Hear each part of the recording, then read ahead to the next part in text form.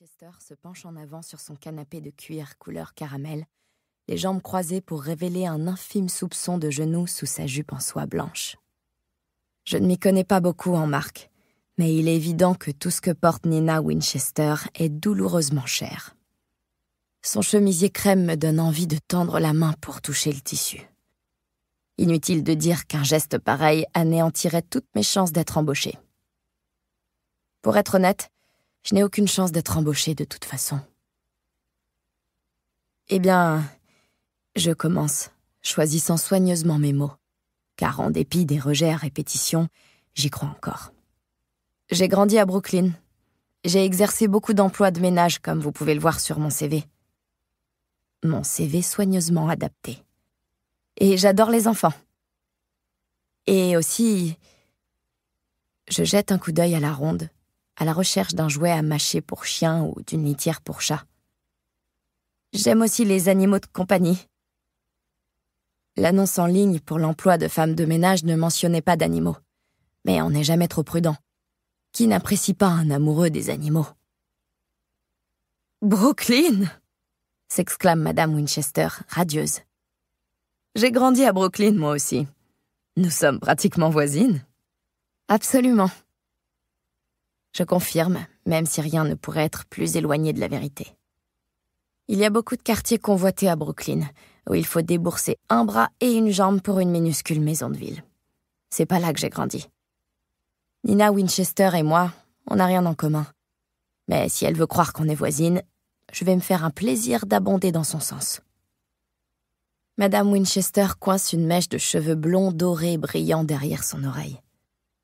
Elle les porte au niveau du menton, une coupe à la mode qui camoufle son double menton. Elle a la trentaine bien tassée, et avec une autre coiffure et d'autres vêtements, elle serait très ordinaire physiquement.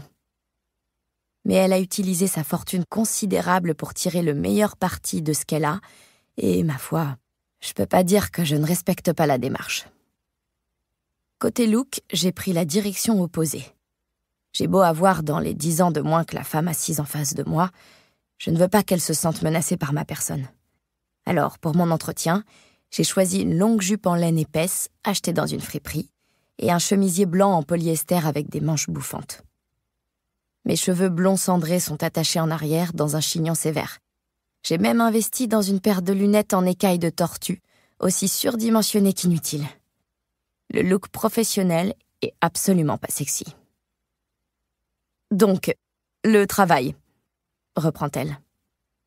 Ce sera surtout du ménage et un peu de cuisine si vous êtes à la hauteur. Êtes-vous bonne cuisinière, Millie? Oui. Mes talents culinaires sont la seule chose sur mon CV à n'être pas un mensonge. Je suis une excellente cuisinière. Ses yeux bleu pâle s'illuminent.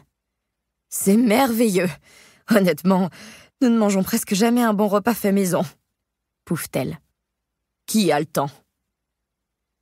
Je ravale toute forme de réponse qui pourrait passer pour un jugement. Nina Winchester ne travaille pas. Elle n'a qu'un enfant, qui est à l'école toute la journée, et elle embauche quelqu'un pour faire le ménage à sa place. J'ai même vu dans son immense jardin devant la maison un homme en train de s'occuper du jardinage. Comment est-il possible qu'elle n'ait pas le temps de cuisiner un repas pour sa petite famille? Je devrais pas la juger.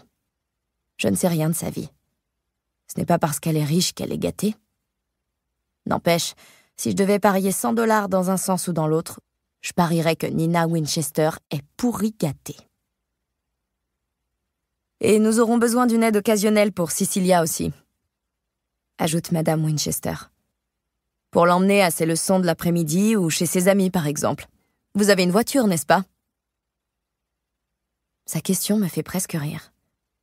Oui, j'ai une voiture. C'est tout ce que j'ai, d'ailleurs. Ma Nissan de 10 ans d'âge départ dans la rue devant sa maison. Et c'est là que je vis actuellement. Tout ce que je possède est enfermé dans le coffre de cette voiture. Depuis 1 mois, je dors sur la banquette arrière. Quand on a passé 1 mois à vivre dans sa voiture, on prend conscience de l'importance de certaines petites choses de la vie. Les toilettes, un évier, pouvoir allonger les jambes quand on dort. Ce dernier avantage est celui qui me manque le plus. Oui, j'ai une voiture. Je confirme. Madame Winchester tape dans ses mains. Excellent. Je vous fournirai un siège auto pour Cecilia, bien sûr.